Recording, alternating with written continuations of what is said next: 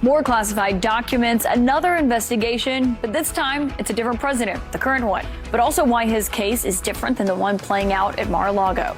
Also this morning, the Justice Department is now looking into this matter. Classified documents from President Biden's time as vice president that were found at a private office. The special counsel to President Biden, who works in the White House now, says that a small number of documents with classified markings were discovered in what they say was a locked closet by President Biden's personal attorneys as they were clearing out the offices of the Penn Biden Center on November 2nd. That's right before the midterm elections. It goes on to say that the White House counsel's office has notified the National Archives, which took possession of the documents the next day. When you saw the photograph of the top secret documents laid out on the floor at Mar-a-Lago, what did you think to yourself, looking at that image?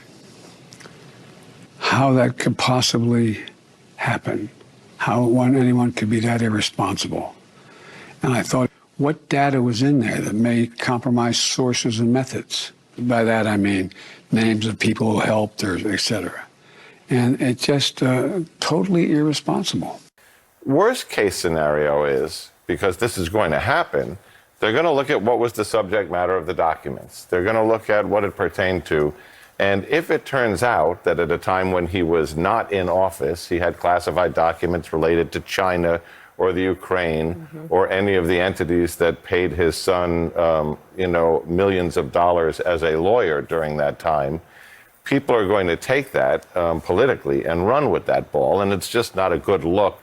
Just got a lot more complicated. Even though there's a special counsel handling the Trump Mar-a-Lago documents, doesn't this optics-wise and just process-wise complicate things for him? I mean, one thing, I'm hoping the media sort of has learned a lesson from the Hillary Clinton investigation and the emails on the server. We're talking about political street fighting here that is going to go on with control of the House now at a fairly high pitch. And, if you take the pure legalistics out of it and you get into the optics and the politics, what happened here is going to make it almost impossible to charge Donald Trump with any violation of classified Yeah, I said that last documents. night. It puts Merrick Garland in a very odd position. We went through the contretemps of last week, and once that was all clear, they announced this. Probably, speaks for itself in terms of analysis. I'm so interested that you said it helps Trump, because I was talking to people close to his legal team yesterday, and they were saying this is a huge gift to them because they believe, politically speaking, of course, the obstruction is obviously the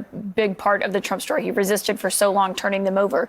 But they believe it helps make their argument that it's pretty easy, actually, to innocently and mistakenly, perhaps, take classified documents. Does that actually hold up in court? So it doesn't hold up in logic. But does it hold up in court? Let alone court. Sure, it holds up in court as an argument, but, the law is clear on both. It's just, the balancing act of you've got a special prosecutor, Jack Smith, who's going to make a recommendation, and then the Attorney General is going to have to make a decision.